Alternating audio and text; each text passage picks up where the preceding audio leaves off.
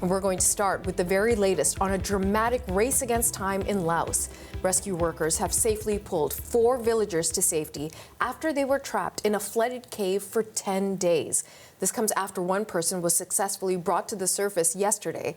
2 men are still missing, however. CBC's Linda Ward is tracking the story for us, and she's here in studio now with the latest. What do you know? Yeah, so just as divers, rescuers were getting ready to go in to perform this operation, the 4 men managed to get out pretty much all on their own. There was a Finnish diver by the name of Mikko Pasi who was part of this operation, and he took this video as they were being taken out of the cave. After 10 days underground, days of pumping water out of this cave, the water level finally receded enough for them to make their way out. The survivors there looking weak, but looking happy, looking relieved, embracing their loved ones. This is quite a moment as loved ones have been at this cave over the last few days waiting for them to come out.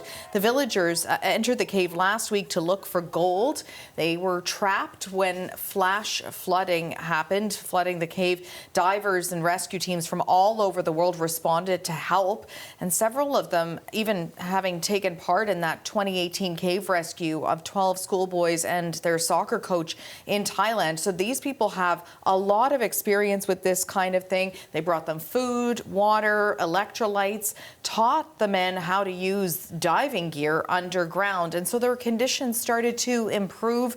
Rescuers had set up a station in a chamber about 200 meters inside this cave. The entrance, though extremely small, extremely narrow, they had to dive through a flooded tunnel down a sharp slope to a cave.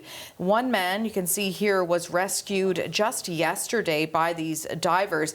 You can see he had wounds on his hands and also wounds on his feet. The 4 men rescued today were taken away on stretchers, taken to hospital, tired, hungry, sore, but lucky to be alive. Yes, and I'm sure very relieved.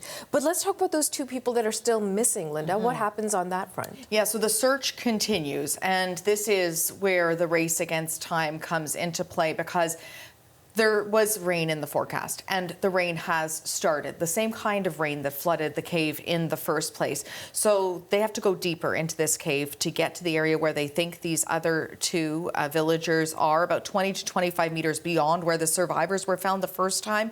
That is an area that was already believed to be heavily flooded. So they're hoping to get these pumps into that area to be able to pump the water out of that cave, get all that water out so they can get into that cave to get where they think the men are. But again, they haven't even been located yet. Okay, story we'll continue to watch. Thanks so much, Linda. You're welcome.